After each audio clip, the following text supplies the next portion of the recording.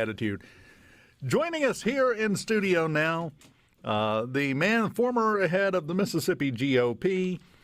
Let's fine him $5 for being late, though. I want to point that out, Lucien. That is totally unacceptable. I agree with you. I agree. I did call and apologize in advance, but this is totally not okay. So. Now, let me just step in here on behalf of my buddy Lucien. It's his first time. He gets. Yeah, he's never sat in this chair before. I almost made him spit water. It's been a good day. We can go home now. Let me tell you what Lucien did one time. He went to a concert the night before. He filled in for Paul Gallo. That's true.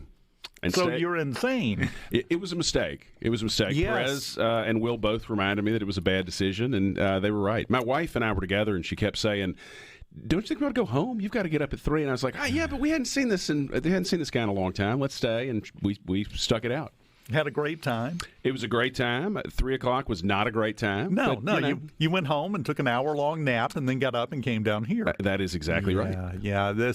Basically, your sell-by date when you're doing the morning show is about 7 o'clock the night before. I can go to about 8, but anytime after that, I'm not going to feel good. But I do hate to be late because having set in before hosting, it's that terrible feeling where you spend a bunch of time, and I know you do this, Dave. You spend a bunch of time in advance. You think, okay, during the first segment of the 11 o'clock hour, I got so-and-so in, we're going to talk to him, and then when we get to this hour, this is the things I'm going to talk about. And then all of a sudden the commercial starts ending and the bumper comes on and you go, well, I was planning to talk to somebody during the next 20 minutes, but they're not here. So let me quickly go through these notes and think about the things I wanted to talk about. Play Freebirds. Yes, exactly. Well, that's where the C Spire text line comes in handy. That's a very good point. Because they can just feed you stuff, and you can kill time until Lucien remembers he's supposed to be here. Everything been going good for you? It's been going great. We can brush our teeth with the water again in Jackson. You can now flush your toilets for now. So depending on how you judge things, it's going pretty well. Yeah, well, and the for now part is the worrying part of the problem. Absolutely. Because with all of that, you think we would reach that point to where the National Guard has to get involved to fix your water system. You think at that point everybody is going to be on the same page in terms of let's get this handled. And if anything, Lucien, it looks like it's worse than it was before that. You hate to see that sort of fighting, and the politicians who get it, and I think Tate Reeves is absolutely one of the ones who do. There is a time for politics. There is absolutely a time to say this guy did this wrong. This guy should be doing this. However, whatever the criticisms you want to throw at people are, a crisis is not that time. And I remember, as I'm sure you do, after Hurricane Sandy, this has been some time ago. Barack Obama was still president. Chris Christie, who is far from some big Barack Obama fan, was the governor of New Jersey. And he came down. He didn't speak ill of Barack Obama. He worked with Barack Obama. There was that famous photo that in a lot of ways I think tanked Christie's political ambitions, where he's got his arm around him like they're hugging. And that's how you need to do it during a crisis, because whether, I'm about as ideologically conservative and partisan of a Republican as you can find out there, but I want everybody working together, especially during a crisis, to solve problems. And knowing Governor Reeves, the fact that he felt like he had to put that statement out, I would assume means he thought there was a real concern that Jackson was not going to meaningfully participate in this effort to get a permanent operator in there, and he felt like he had to say something. But we have to solve this problem for the city and for the state. If you don't know what he's talking about with the statement, yesterday, right around noon, Governor Reeves put out a statement and a big, long Facebook post with it as well. And it starts off, the very first sentence, says, and I'm reading here, quote, "We have been told by city officials that the mayor of Jackson is planning to functionally end the city's cooperation with the Unified Command Structure, the team that has been keeping Jackson water stable, by refusing to participate in the process of selecting a water operator alongside state and So basically what Governor Reeves is saying is, here goes the mayor of Jackson again. Right. That's exactly what he's saying. And keep in mind this unified command structure that's been set up. First of all, I think the governor deserves an immense amount of credit for getting involved in this. It would have been very easy for the governor to say, that's not my problem, that's something that cities run water systems, the state regulates them. I don't want my officials getting involved in this problem. But he intervened, and he took a political risk there, and that is what you want from your leaders, is somebody who's willing to say, you know what, this may not work out well for me, but I have a duty. I am the chief executive officer of the state. I cannot allow 200,000 people in central Mississippi to worry about whether they're going to be able to brush their teeth with their water or flush their toilets or be able to put a glass of water on the table for their kids. And so he intervened here. But when you look at that unified command structure, the governor actually has relatively little control over it. MEMA, which is an executive agency, is involved, but their role in this procurement, as I appreciate it, was just being the voice of the command structure. You've got the health department, and having been Governor Bryant's chief of staff, I can tell you those boards and commissions, they work for you until they don't want to. And so that is a completely independent board. Now, they do work closely with the governor's office, but the world in which Tate Reeves can pick up the phone and say, Board of Health, you're going to go hire Lucien Smith's water operating company, that ain't going to happen. No. And the EPA is involved, which, again, the governor has no control over. That's Joe Biden's administration controlling that. And so it's unclear to me what's going on unless the mayor wants to pick who this operator is, because the city of Jackson is a part of the unified command structure. And again, my understanding from only what's available publicly is that the city of Jackson was able to weigh in on the technical specifications that was in the RFP that was put out. This is going to come off as spin, but I think it's an accurate statement, and I want you to check me on this. What I'm getting from all of this that I've been watching for the last few weeks, and especially the last day or two, the mayor of Jackson doesn't want the health department and the Biden administration involved in helping him. It doesn't make any sense. No. It doesn't make any sense. I cannot wait to hear the argument for why you don't want the health department involved with the water system. It's like, this is the time you ask for help. And it's one of the things, and I think I've certainly been guilty of it. I think younger people tend to be more guilty of it than people who have more professional and life experience. You get, and I see it a lot of times with young people who work for me or people I've worked with who are younger, you're afraid to ask for help because people will say, well, he's weak, she's weak because she's asking for help. You get to my age, you realize the people who say, hey, I need some help with this tend to be the smartest, most mature, best operators, and I just don't think that's what we got in the mayor's office right now in Jackson. I think you're right. Lucien Smith in the studio with us. We'll continue with him, assuming you can stick around. Oh, absolutely. Well, you may already be late for your next thing, so I just thought I would ask just out of politeness. We'll continue here on Middays in the Element Wealth Studios next. Lucien Smith, it took 2 fill-ins today. Too big of a job for one. There we go. Have somebody on the C Spire text line that asked, Mose asked, does Richards Disposal also know how to run a water system? Why not, But it does. It reminds you of the trash thing. And for people who aren't familiar with Jackson's trash situation, and let me say this by way of background. I was born in Jackson. I still live in Jackson. My business is in Jackson. I think people who don't live here have every right to be critical of decisions that are made here, so I'm not suggesting that. But know this, this is personal to me because it's the water that comes out of my taps. It's the trash that should be, but sometimes isn't picked up at the end of my street. This is personal. But it does remind you of that. For people who aren't familiar, the mayor got in a fight with the city council because the mayor felt very strongly that Richards Disposal should take over for the incumbent trash company in the city of Jackson.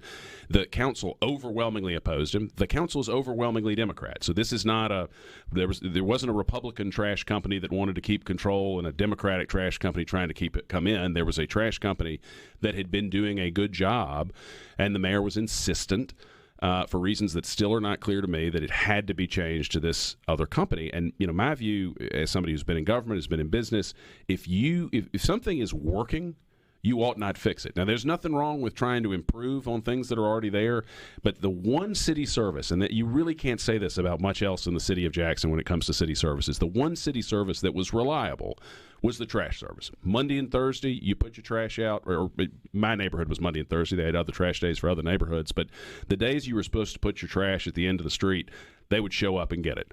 For the first couple of months after this switchover, while there was still this massive fight that is still ongoing, it's going up to the Mississippi Supreme Court, there were neighborhoods that weren't getting their trash picked up. Now, that's improved somewhat.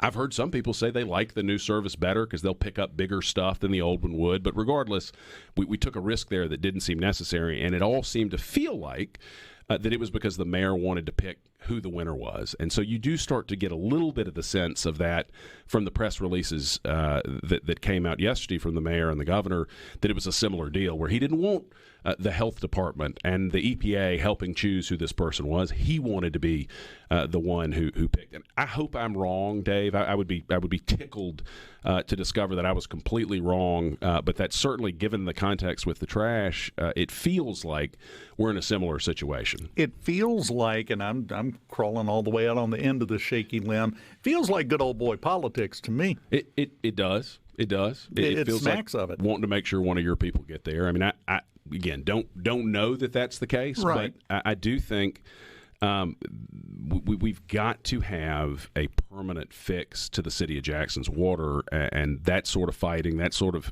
who's in control stuff is not helpful, because I think overwhelmingly, and keep in mind that the city of Jackson, we talk about it as though it's just the city of Jackson. It is more than the city of Jackson. It's parts of unincorporated Hinds County. It's Byram. It's people who have no actual voice currently in the governance of the system who are being affected by it. But we cannot allow a huge part of our state, or frankly even a small part of our state, to go without water. And that's something, as a conservative, I think government does too much. Government's in too many areas. Government has too many programs, too many projects, things that really aren't core functions of government. Providing safe, reliable drinking water is a core function of government. That's a basic. That's the basics. And has been on and off, at least since the Republican times in Rome. This is not something that we cooked up in the early part of the 20th century, making sure people are able to get water that doesn't give them dysentery, making sure they're able to have flushing toilets. That is a basic assumption in the United States of America. And I'll say, as a Mississippian, as a Jacksonian, I am offended that we're even having to have this conversation, because it's for a couple of reasons. One, it's a huge humanitarian issue for the people who live in this city. I am fortunate enough that I can pay, I won't give a free advertisement here, but I can pay a private company to bring me 5-gallon bottles of water so my kids can drink water that doesn't have lead or other bad things in it. Not everybody is in a position to pay that kind of money in the city of Jackson. Not everybody in the state would be in a position to pay that kind of money. We're fortunate that we can pay $100 a month to get good, clean water brought to our house. But the other problem is, this is our image, not just nationally, but internationally. I got a call from a journalist from Strasbourg, France, who wanted to talk about Jackson's water crisis. And you know this, Dave. Mississippi is a wonderful place. I love Mississippi. I am so glad this is where I am. I am so glad this is where I'm raising a family. But most people's interaction with Mississippi is going to be what they see on the news. And when they're talking about how the capital city here cannot flush its toilets, that's the way most people are going to think about Jackson. And it's why I do think it's appropriate that there be some sort of state intervention. And I've heard from conservatives who say, well, why is it our job to bail out the city of Jackson? And I would point out, first of all, the state often intervenes when there's a crisis. The state doesn't say, well, that's your fault for building homes where tornadoes could come through. That's your fault for building homes in low-lying areas that are affected by flooding. Now, is this a crisis that's principally caused by the weather? No. There certainly was a weather element, it sounds like, that exacerbated this problem. A lot of it is man-made. But the state has routinely come in, as they did on the coast after Katrina, as they did in DeSoto County, and used a combination of state and federal money to help build these systems up. And so I think it is perfectly appropriate and honestly needed that the state have that kind of intervention to make sure this never happens again in the city of Jackson. Well, and the problem is the difficulties that we're seeing with the water system in Jackson right now are equivalent to a crisis, like you said, from a tornado. But a tornado lasts a few minutes and goes away. The tornado is still swirling in the office over at the mayor's office right now. That's right. That's right. That's what it looks like to me. No, I think that's right. And the problems, from what I can tell, they're the short-term problems and they're the long-term problems. These the the issue of lead leaching into pipes, that was discovered 6 years ago, or at least that was publicly announced 6 years ago. That's not a problem that's going to be solved overnight. But the most recent problem that you had at O.B. Curtis does appear to be the result, and this has been reported, it's been stated, as I appreciate it, by the EPA. It's been reported in several papers that are hardly Republican mouthpieces, that the city seemed to be making no effort to hire operators. So to put it in a simplistic way, it'd be like getting a new car and then not changing the oil for 10 years and being surprised that eventually the engine burned up. So that appears to be what happened with this most recent crisis. And so we need to look at what kind of money can be put into remediating it. But then we also need to have a serious conversation about what is the right governance structure for the system out there. And I think that I'm optimistic we'll get there. Now, having said that, and I know you've heard about this because you keep up with this stuff like I do, better than I do probably. We now have 2 congressional committees that are investigating this, and Representative Bennie Thompson is blaming Governor Reeves for all of this. He's blocking funding from getting to Jackson. He is blocking any help whatsoever for the city of Jackson. The guy that signed off and sent the National Guard in and fixed in less than a week a problem that had been going on for years is obviously the difficulty here, according to some people in Washington.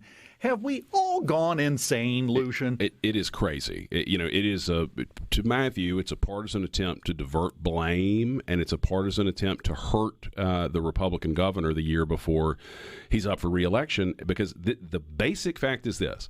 If you flushed a toilet today in Jackson, if you brushed your teeth in Jackson, it is because Tate Reeves intervened and allowed and caused that water plant to operate properly. That is 100% the result of the governor's intervention. And like we talked about earlier, it would have been easier for him to just say, this isn't my problem, the city can figure it out. But he didn't. And as a result, people are not suffering in the way that they were at the worst part of that crisis. And so, I hope that this investigation will continue once the Republicans take over. I hope we have a comprehensive report at some point that explains how we got to this point. But to my mind, I'm a lot less interested in who's at fault than I am how do we make sure this is never a conversation that we're having again in this state about people who are unable to get clean, reliable, affordable drinking water. And to my mind, I hope that's what comes out of it, is that this conversation at some point stops because it's been fixed in a definitive, permanent way. Yeah, and that's the thing, though. Politics has gotten so in the middle of this, and it is a basic necessity, as you said. It's a basic function of the government. I would almost equate it with roads, but it's more important than roads. It ranks higher on the list. This is what we're going to have a shoving match on the playground about. Really? You see so often folks saying, if we don't do this, people will die. This is one of the times where it's true. If you don't have clean drinking water, literally, people will die. The first time I saw somebody online make the suggestion, remember, if you're in Jackson, shower with your mouth closed, I almost passed out. I laughed so hard, but it was true. I've never been so conscious, though, of how long I keep my mouth open in the